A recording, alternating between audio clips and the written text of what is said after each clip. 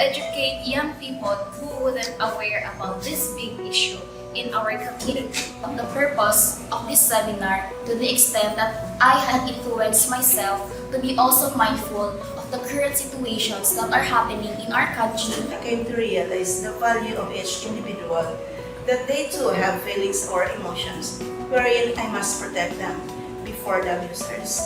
It's a challenge, but I am very sure that with the collaboration of everyone, we can achieve our goal to stop Pasay. I felt the sadness of these children when they were telling their stories.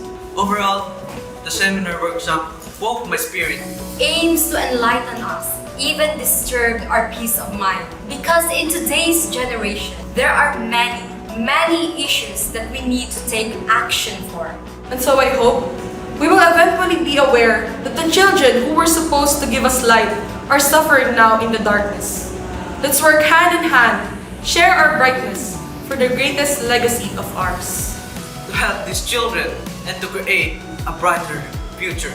That there will be others like me, students, that will engage themselves in this kind of advocacy.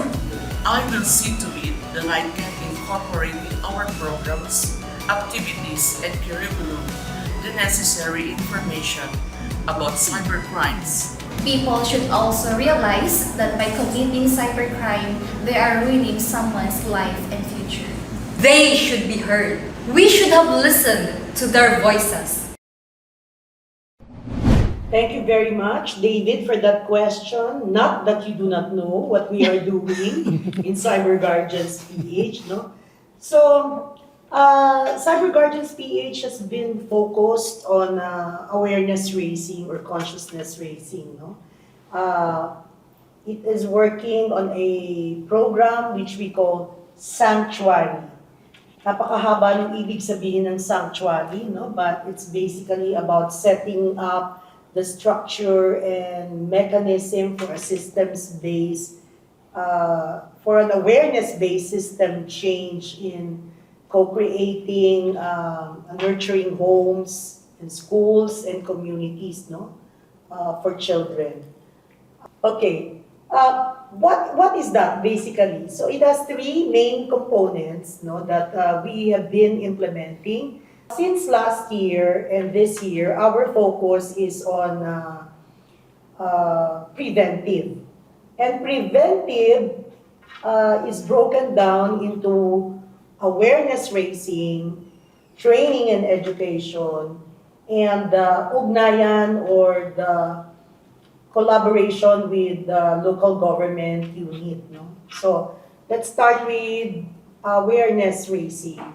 Naku, napakarami tayong ginagawa ang awareness raising, one of which is itong Cyber Chat, no? This TV talk show being produced by Cyber Guardians PH. Of course, we do a lot of video materials. And this year, we will start the production planning for a documentary film. No? And then we are present sa social media. Of course, we recognize na, David, hindi ba, ang mga kabataan ay nakapapad sa social media. So, paano natin marireach ang mga kabataan? Meron tayong website to everyone who would like to check on what is our mission, objectives, the programs that we have. Please check on our website. You can see on screen the website link, no? And we have an Instagram account, a YouTube account, a Twitter account, and a Facebook account, no? And then, bakit merong LGU collaboration? So ito yung mahalagang ginagawang programa natin ngayon, no? We are in partnership with the city government of Pasig to implement the sanctuary program. So yung buong component ng sanctuary, although ang priority for this year is still sa prevention portion. So, gusto kong anyayahan ang mga kabataan ng Pasig to participate in the Youth Formators Training of Trainers program. Napakahalaga nito. Again, this is our Cyber Youth Empowerment Program. No? We hope na by this time, in a smaller group, yung sinasabi mo nga, Agnes, no, we need to involve also the higher up. So, magmula kay Mayor Vico, no, may basbas ni Mayor Vico, he gives due importance to this advocacy.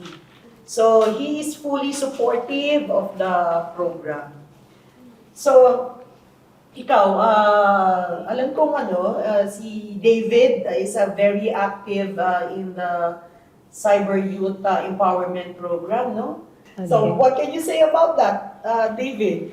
If I were to share my experiences nung first time ko dito sa Cyber Youth Empowerment Program, no? I've been co-hosting sa CyberChat for quite a while na, no? For 2 seasons na. So I think it's a great blessing. I just want to share na it wasn't always like this, especially when you're entering into a new frontier, an out-of-the-box experience. First time ko mag-hosting, number one, na-late ako. No? And then, na-late ako, nagka-problema ako. Because I didn't study that much the script. So, habang nagre-record, halata sa boses ko yung kaba, halata yung, hindi ako prepared. Tingin ba ako sa camera? Okay ba ako sa camera? Well, alam ko namang okay ako sa camera kasi okay ako, itsura ko. So yun yung joke. Thank you sa support. No? But it's really there. When you're trying new things, talagang nakakakaba. But Ang importante, matapang ka. Yes. You know what? While David is sharing his experience, may naalala ako, no, na yung 6 sa amin were trained with Asian Microsoft, no, yung sa cybersecurity. ASEAN Cybersecurity That's right. Skilling Program. Ang maganda nun, yung mga teachers sa 4 sa 5 sa amin, they cascaded. And that increased the beneficiaries of the awareness. At saka yung pinuntahan mo, Chichi, sa amin na youth leaders, no? Formation of youth leaders, I can have a feeling, a sense of pride. Kasi yung mga youth leaders na yon, yung core team nila, sila nag-train ng other youth leaders sa different NDEA clusters. So that I think this is something beautiful. It's not just only us responding to the need, but what is important is a consciousness in us that we are capacitating people to replicate what we are doing. Yun ang mahalaga. That they are, in our way of advocating this protection, we are mindful that we influence people who can also do things on their own. Yeah, it also reminded me about yung annual National Youth Leadership Summit That's on right. Safer Cyberspace. No? The first one we did in 2021, guest host ka namin doon, David, 2021. So it was Liwanag, ang team. And then in 2022, it was Daluyan. So David again participated. Of course, si Tita Agnes was there. No? Yes. Katag team ko siya. No? Nag-co-hosting kami dun sa second day sa last part. No? Ayun yata yung sacred space. Hindi. That's the third. Yun. That's right. Sa pagsibol, yung Pagsibol. sacred space where people stood up and committed to continue with the advocacy. And very memorable yun sa akin kasi yun yung kauna-unahan, sana hindi huli, nakuha ka ng glass na plaque of appreciation. Kala ko yung plaque ko yung nasa ngipin lang, yung naiisip ko. May plaque rin pala na appreciation, no? May maganda yung last year sa pagsibol kasi naglagay tayo ng segment ng Voice of the Youth. And so they aired how they experience cyberspace. This year, our theme is pagyabong.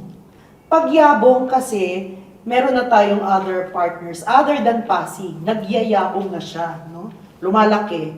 So that is what we will present on November 23 and 24. Again, I am inviting everyone. If hopefully this episode is shown before November 23 and 24. So to join us, no, you will see on screen the QR code so you can register and join Pagyabong. on November 23 and 24. So again, we will be inviting youth leaders with inspiring stories to share. No? So yun yung ating theme for this year. Is it open to all, tita, to all youth, yung summit? Yes, yes. Mayroon na, so they can check out the website or CGPH Facebook page. They will see the link there Yes. where they can register. No? Exciting. Yeah. I'm so Of course, excited nandiyan about din ang that. IJ. Ay, syempre. I forgot to mention. Hindi mawawalang IJM dyan. Oo. Kasi also IJM, we've been collaborating also with Cyber Guardians PH, and it's always our pleasure to work with your team, tita. Yes.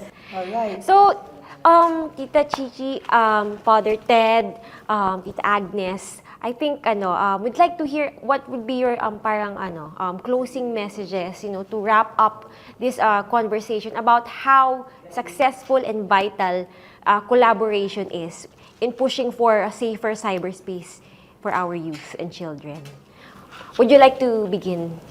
Sa tanong mo kung ano ba yung mga finale na pwede kong masabi, una-una pasasalamat. Pasasalamat dahil nabigyan ng mukha ang collaboration between Cyber Guardians PH at saka the Marist in terms of really advocating for the children and the young. Pangalawa, siguro, papasalamat din ako sa Executive Director ng Notre Dame Educational Association kasi sila yung mga nag-legwork talaga and really helping us to get this idea realized. Si Dr. Evelyn Dillete at saka yung President ng NDA, si Sister Maria Fe. And finally, the final thoughts I have is katulad ng wisdom ng walis tingting. Kapag nag-iisa ka, parang konti lang ay yung mararaanan. But if you go and gather together, working on the same vision, we can clean up the mess of where we are at. That is, we need to protect children and vulnerable adults as well. Yes. Maraming salamat to everyone. Thank you, Tita. Tita Chichi? Alright, ako ang masasabi ko, starting from when we were still a coalition and now as an NGO, ang number one learning ko is my Gantt chart does not work. Things happen in God's perfect time. So, you do not insist or push for something when it does not happen. It evolves, things evolve. And you would see that there are people given the marching order to work with you, to collaborate with you. And it gels so well. So, yun lang. And I would like to say thank you very much, the Marist community, for the continued collaboration and support as we continue the journey together. No? And of course, thank you very much kay Father Ted, who is the bridge, bridging all of this networking and collaboration. And thank you for the CEFAM, where we are still. For episode 5, we are still in CEFAM. Maraming salamat po, CEFAM, for allowing us to use your lobby, space. Maraming salamat. Father Ted? Okay, sige. Naisip ko, minsan meron tayo mga plano-plano, strategic planning, kung ano man. Pero minsan, merong galaw ang Diyos. Anyway, sige. One of the pleasant surprise I have, kasi nagkukwentuhan kami ni Agnes. Sabi ko, I'm anxiously excited. Kasi, itong trabaho ng Cyber Guardians at saka yung online sexual exploitation, itong ating initiative or advocacy rather, simptoma lang ito. Only a symptom of the many things happening in our country. Marami pang mga unsafe, exploited abuses in our midst na kailangan ng sanctuary o ng safe, sacred space. So, sa naisip ko ngayon, naghahanap-hanap ako ng mga kwento sa paligid ng leadership siguro dahil na sa trabaho sa panig ko sa pagiging bagong presidente, mga ganyan-ganyan. Ano bang gagawin ko? I realize the best example for me was how Singapore was transformed from a swampy, dirty area to a first world oasis. So naisip ko, etong trabaho ng cyber guardians o ng safeguarding, frontline yun. Marami pang, of course, na ibang mga safeguarding na trabaho. Pero ito, kumbaga, sintoma to. It's a life or death issue.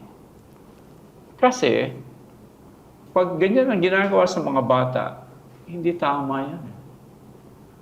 Kasi, kumbaga, itong mga bata are supposed to be protected, hindi naalagaan. Merong, ang tatawagin niyan ni Lee Kuan Yew, this is offensive. Ibig sabihin, hindi natin, we're not doing common good. So, nag-iisip ako, ano bang gagawin natin? Nasa family ministry ako. Baka siguro our contribution, kung ang Maris sila ay sa schools and yan, o cyber guardians, yung mga youth leaders and summit, etc. or youth council, sa akin, kasi nasa family ministry ako, ang habol ko, paano ba mag-aayos yung mga tahanan sa pamamagitan ng mga magulang? So it's really like a discerning parental and family leadership for nation building. So, ibig sabihin, kung maaayos ang ating mga trabaho, ibig sabihin, baka tayo ay tumutulong na rin sa pag-aalaga sa bansa. Ganun. So gusto ko lang sabihin, etong safeguarding is a life or death issue. Kailangan nating harapin yun. At marami pang mga safeguarding issues. Sabi nga nila, bakit nadidelay yung ating mga kabataan sa pag-aaral? Kulelat tayo sa math and science, delayed ang reading, pinapatay ang mga journalists at saka mga environmentalists. It's an unsafe place, mga ganun. Mahal magkasakit. Sa Pilipinas, mahabang pila, ganun. So, ibig sabihin, merong kailangan ayusin. At tignan yung kabuuan. Hindi upang magalit, pero kailangan yung mga paano magtutulungan. Yung collaboration, binabanggit natin. Paano magko-collaborate para maayos, hindi lang ang tahanan, pero ang bansa o ang bayan. Kaya pag-ayusin natin ito, at least tumutulong na tayo sa pag-ayos ng bayan. At marami pang iba kailangan ayusin. Kaya baka pwede pang mag-aral, mga tao. Di ba? Perfect way to end it, Father. Thank you so much po for that insight. Safeguarding is a life or death issue. Life or death. Yeah, and the work is daunting. It can be daunting kasi there are so many things that you want to, resolve, address. But together, through collaboration, through alignment, through concerted action, regardless of the different priorities, it can be done. It's possible. And there is hope. Maraming salamat po for your concluding messages na talagang, very inspiring, and it's a good reminder for each of us, lalo na sa ating mga viewers. Magbabalik po kami. We will be right back.